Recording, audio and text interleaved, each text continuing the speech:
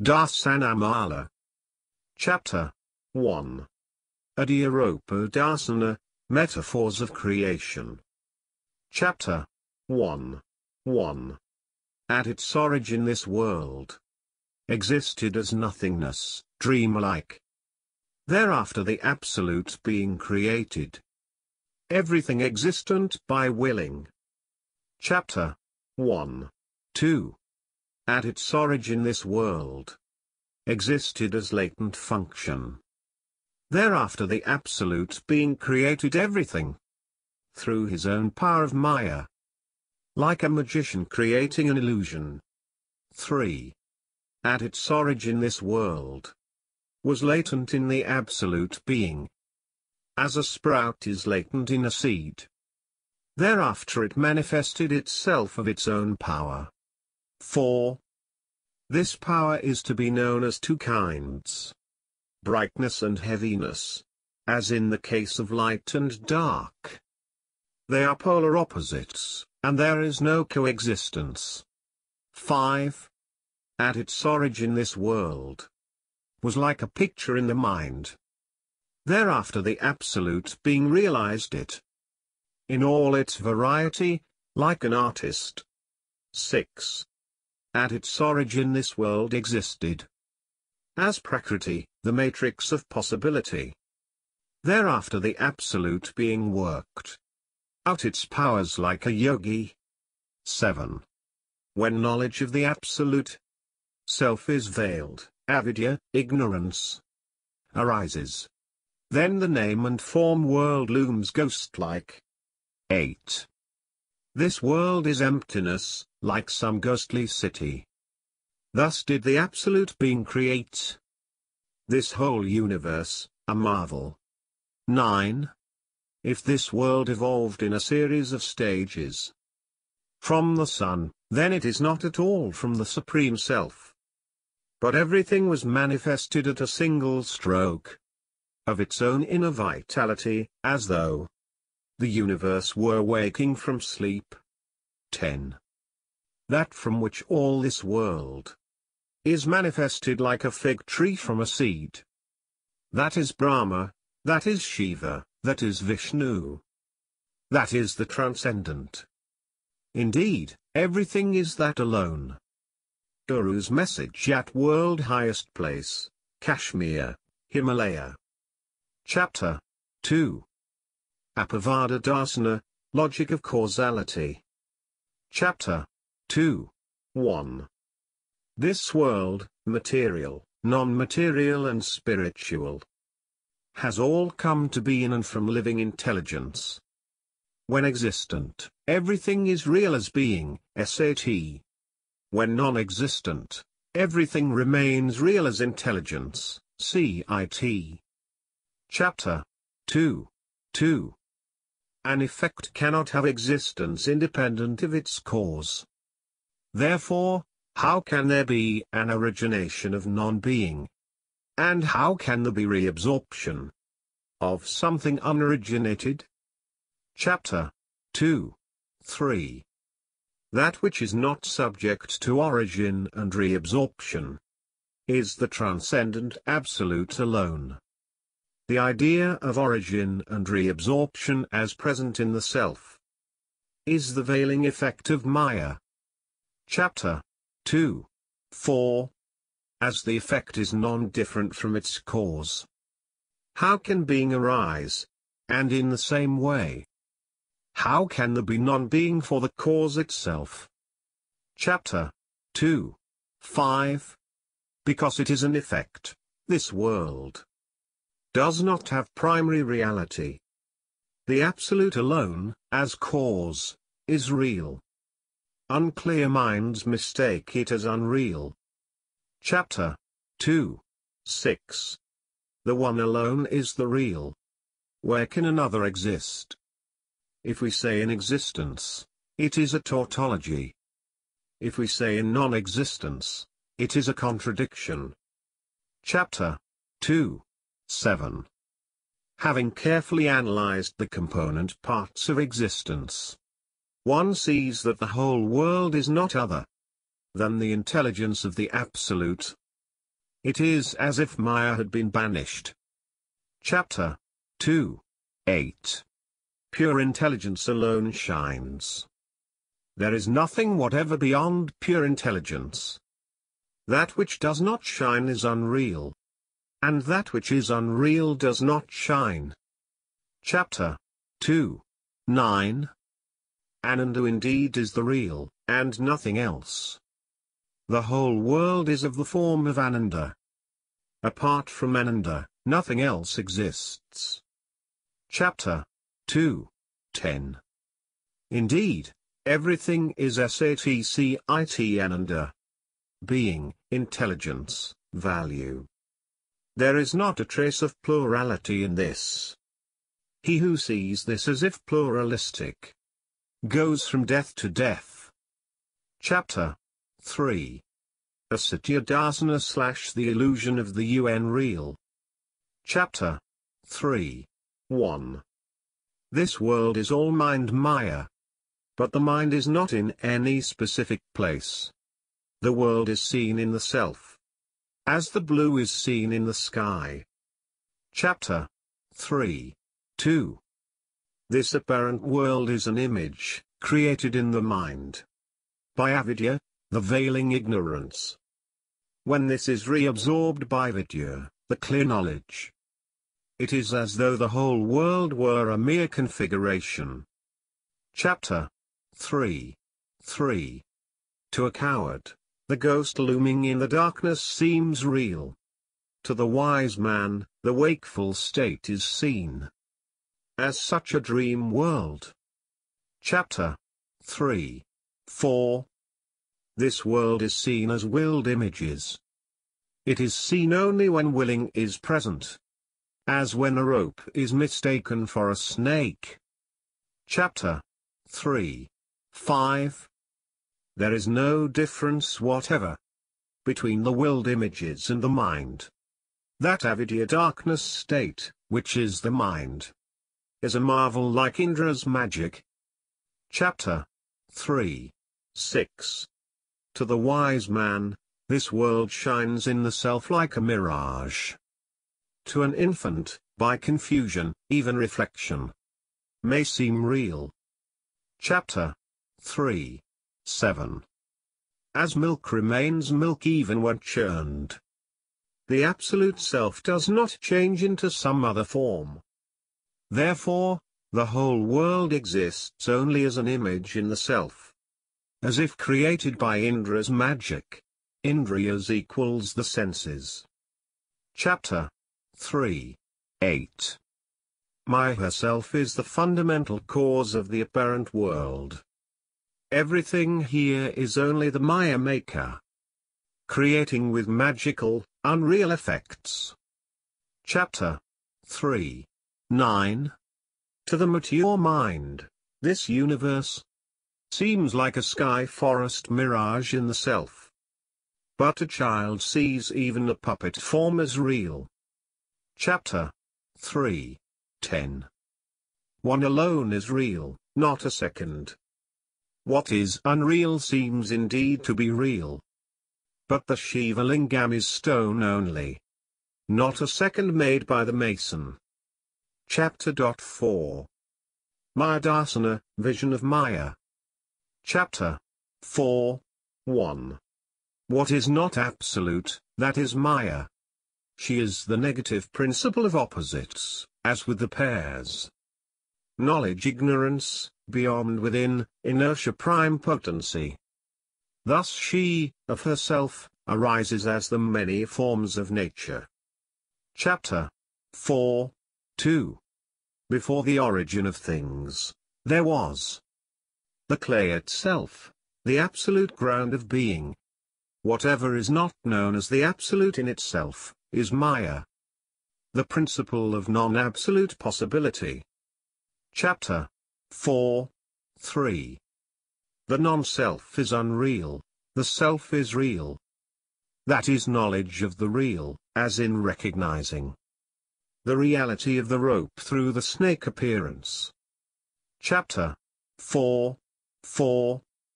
The self is unreal, the non-self is real. that is avidya dominating awareness. As in mistaking the rope for a snake. Chapter 4, 5. That which creates the sensory system, the mind. Specific intelligence and the 5 vital processes. Far transcends even these non-material limbs of the self-intelligence. Chapter 4, 6. The self-intelligence adopts these limbs as its own.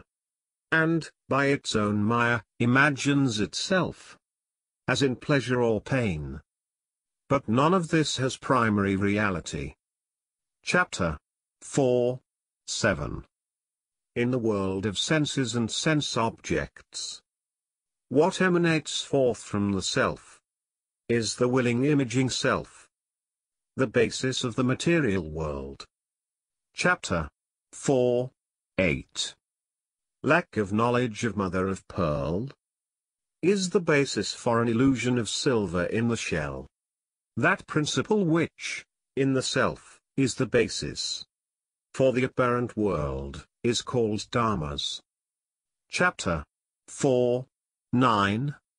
Because of its marvelous aspect of containing all this universe like a tree in a seed, or by virtue of its importance, the prime potent power is called pradhana. Chapter 4, 10. Because the marvelous diversity of nature, prakriti, is created by the 3 modalities, tamas, rajas, and sattva.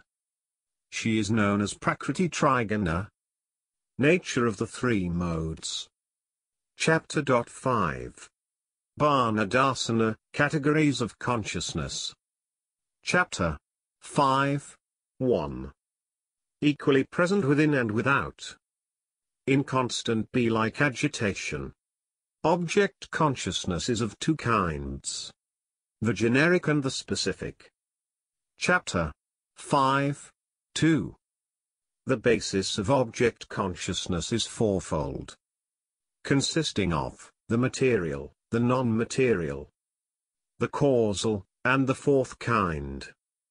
These names are also applicable to the appropriate states of consciousness.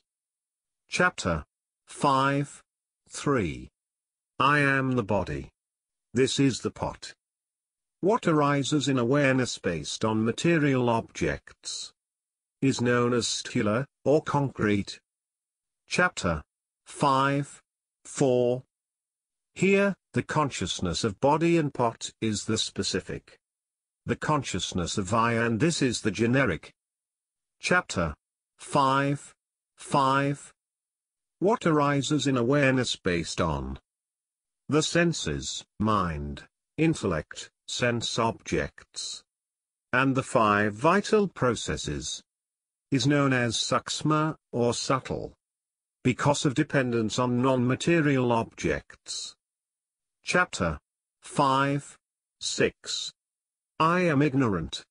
This consciousness is called karana, or causal, pertaining to itself. I am is the generic, ignorant is the specific. Chapter 5, 7.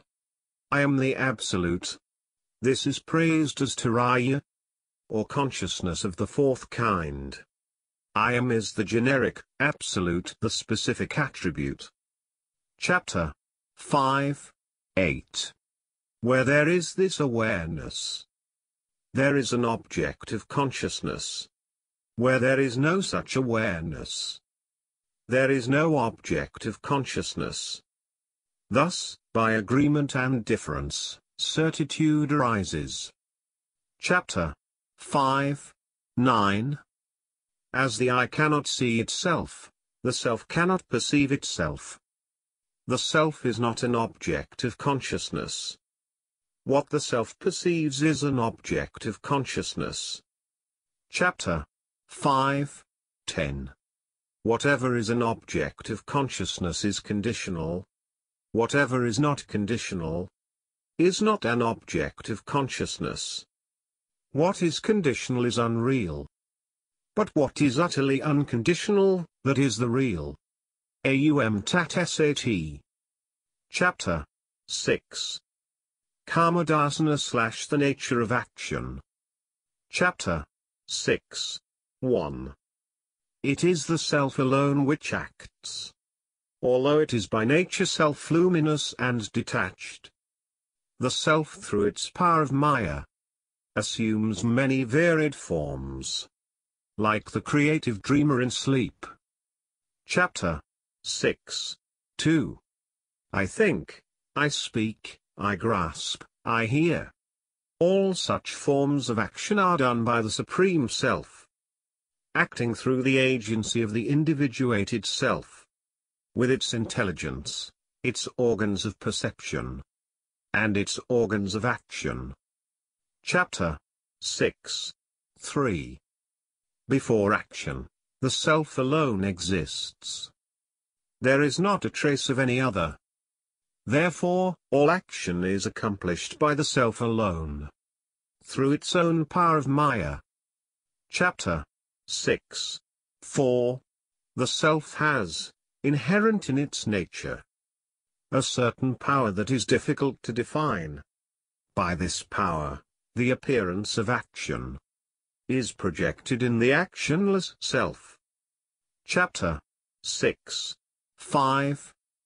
The self is always completely unattached. It is through lack of awareness that action is done as though attached. Where the seer is aware, it is not I who am acting. He remains unattached, even in action. Chapter 6. 6.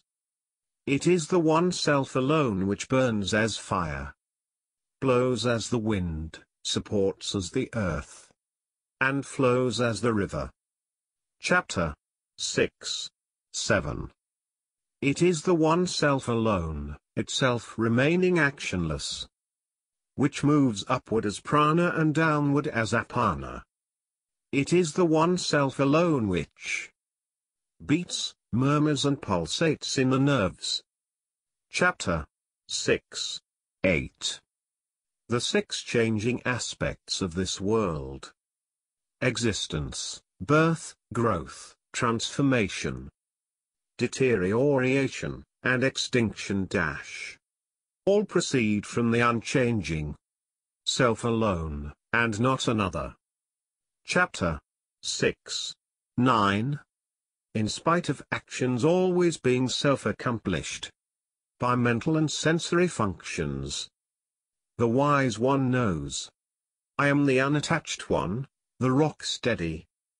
Chapter 6. 10. Because it is an object of experience, even the personality I is an illusory projection, like the illusion of silver seen in mother of pearl. Today and tomorrow, firmly established. Above all else, one alone is. Chapter 7. Jnana Darsana / on awareness. Chapter 7. 1. Awareness, though essentially one, is known as conditioned or unconditioned. That awareness which is free of the ego sense of I am, etc., is the unconditioned. Chapter 7. 2.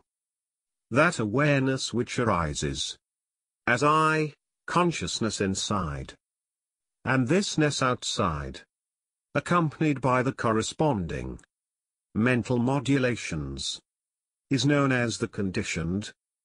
Chapter 7. 3. That awareness by which one experiences as pure witness the non-self, such as the ego I consciousness, etc., is true self-awareness. The witness alone is the immortal one. Chapter 7. 4.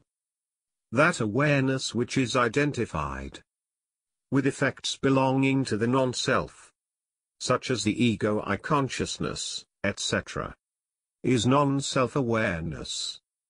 Chapter 7. 5. When things are known as they are, as in perceiving the truth of the rope beneath the snake appearance, that awareness is meaningful. What is otherwise is meaningless. Chapter 7. 6. When, by mere presence alone, everything is illuminated by itself, that is characterized as awareness by direct perception, or immediate knowledge. It is also called inner knowledge. Chapter 7. 7. That form of awareness which arises by performing mental action on the possibilities of codependent phenomena, and thus inferring their common source, is known as inductive knowledge. Chapter 7. 8. On going near and recognizing. According to the pattern, this animal conforms to the description I have heard of a cow. Such is called awareness by inference, or analogical knowledge. Chapter 7. 9. Awareness characterized as I mine is called personalized knowledge. Awareness characterized as this that is called sensory knowledge. Chapter 7. 10. That awareness which is verbally expressed as tat orm, that is the real, and experienced as the union of the Absolute and the Self, empty of functions like willing dash. That is known as the ultimate knowledge. Chapter 8. Bhakti Darsana / on devotion. Chapter 8. 1. Bhakti is meditation on the Self. Because the Self is the source of all value, Ananda. A knower of the Self meditates by the Self upon the Self, forever. Chapter 8. 2. The Absolute is meditated because the Absolute is the source of all value. Constant meditation on the Absolute is thus known as Bhakti.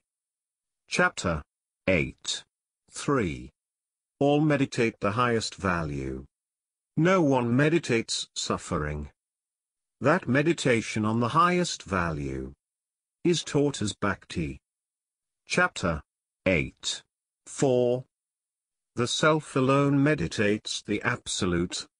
The knower of the Self meditates the Self alone, and no other.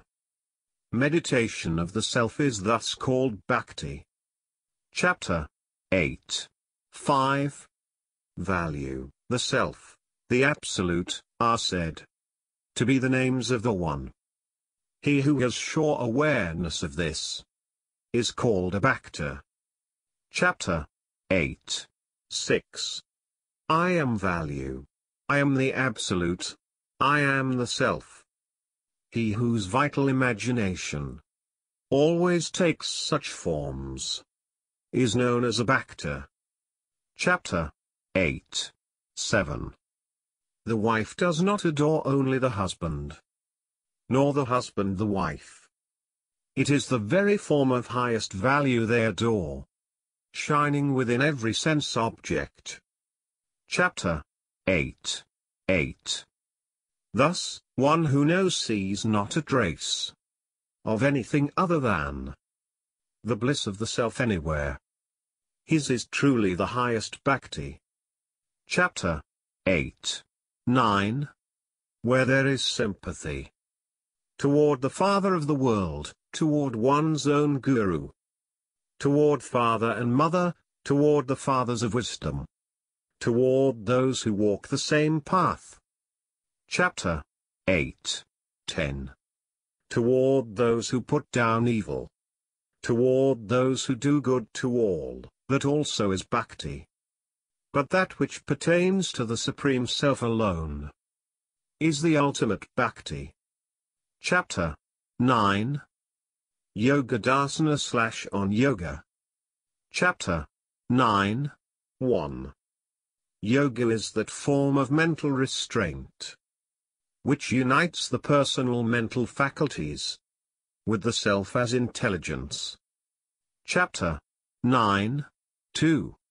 As long as potentiating tendencies, darsanas, exist, The heart should be held in that state, samadhi, where the distinction between the seer, sight, and the seen is extinguished. To the knower of yoga, this is yoga. Chapter 9, 3. When all this world of name and form is known as not other than the Absolute alone, the mental faculties are always absorbed in the Absolute. That also is recognized as yoga. Chapter 9, 4. When the modulation of the mind flows unbrokenly, like a stream of oil, it incessantly finds joy in the self. That also is remembered by yogis as yoga. Chapter 9, 5.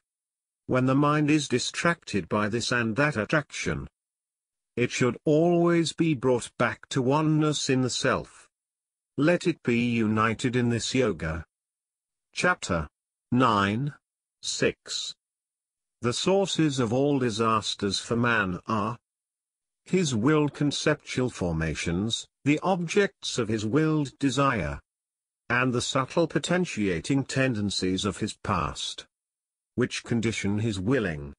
These are to be uprooted and restrained in the self. Chapter 9, 7. Fundamental reality does not reside in the seen object as such, but in the seer. The seen is the form of the seer. He who unites these is the superior knower of yoga. Chapter 9, 8.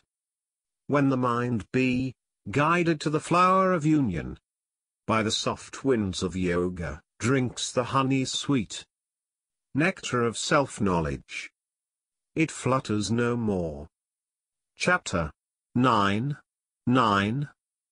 Meditation with gaze fixed between the eyebrows, and the tongue tip touching beyond the uvula, is the Kechari mudra, which has the capacity of dispelling fatigue, sleep, and the other distractions to yoga. Chapter 9, 10. In this world yoga is of two kinds: the yoga of wisdom, and the yoga of action. All further elaboration of yoga is included in these. Chapter 10. Nirvana Darsana / on Nirvana. Chapter 10. 1. The state of Nirvana is of two kinds: the pure and the impure. That which is free of subtle potentiating tendencies, vasanas, is the pure. That which is qualified by such latent tendencies is the impure. Chapter 10. 2. The pure nirvana is also of two kinds: the ultra-pure and the pure. The impure state is further categorized as the pure impure, and the impure impure. Chapter 10. 3. The ultra-pure state is again subject to three grades: the elect, the more elect, and the most elect. The pure exists in their simple knower of the Absolute. Chapter 10. 4. The pure impure state, though qualified by the subtle tendencies, is free of rajas and dharmas. The impure impure is subject to rajas and dharmas. The first is the state of one whose goal is ultimate liberation. The second is the state of those who seek the various psychic powers. Chapter 10. 5.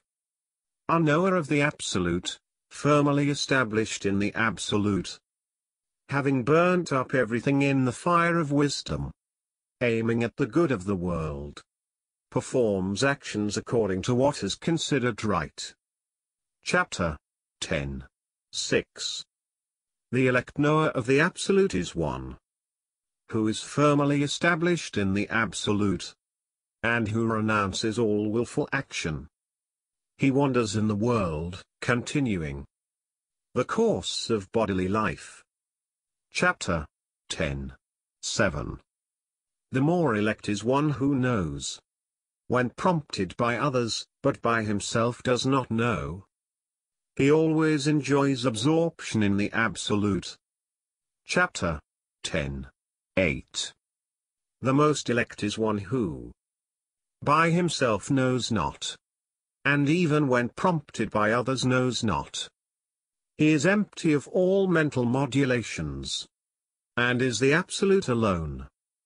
Chapter 10. 9. There is certainly nothing of this world to be accepted or rejected. As for the self, it is self-luminous. With this understood, one should withdraw.